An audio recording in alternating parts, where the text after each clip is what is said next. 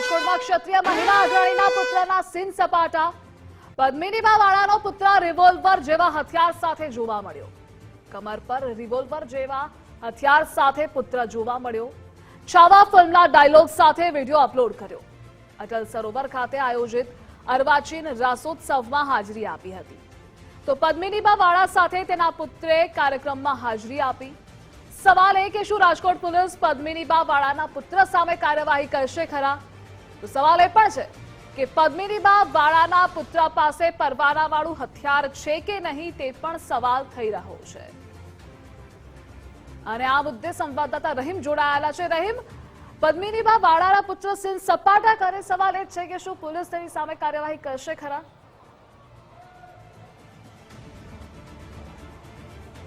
ચોક્કસપણે ધ્રુવિશા, આ વિડીયોની જો વાત કરવામાં આવે તો વેલકમ નવરાત્રીનું આયોજન છે નવા રેસકોર્સમાં થયું હતું ને ત્યારનો આ વિડીયો હોવાનું વાત છે તે સામે આવી છે। સોશિયલ મીડિયા ઉપર હાલ આ વિડીયો છે તે સામે આવ્યો હતો અને જેમાં પદ્મિનીબા વાળા છે તેમને આમંત્રણ આપવામાં આવ્યું હશે ને ત્યાં જ તેનો પુત્ર પણ સાથે ગયો હતો ને તેની કમરમાં જે હથિયાર છે તે લટકતું જોવા મળી રહ્યું છે ને સીન સપાટા કરતા હોય તે પ્રકારનો વાતચીત છે તે સોશિયલ મીડિયા ઉપર લોકો પણ કરી રહ્યા છે। સૌથી મોટો સવાલ એ ઉત્પન્ન થઈ રહ્યો છે કે આ હથિયાર છે રિવોલ્વર ટાઈપ છે, પિસ્તોલ ટાઈપ જોવા મળી રહ્યું છે, તેની પાસે લાયસન્સ છે કે નહીં, પછી કે તે વસ્તુ કેમ ટીંગાડી છે તે પણ એક સવાલ ઉત્પન્ન થઈ રહ્યો છે।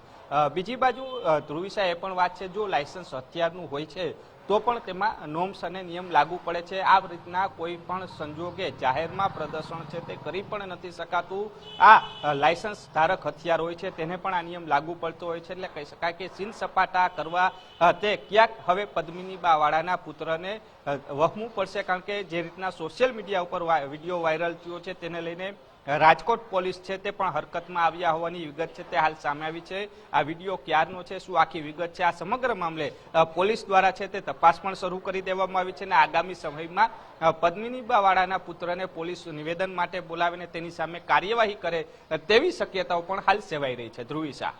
જી રહીમ, જોડાવા બદલ આભાર આપનો।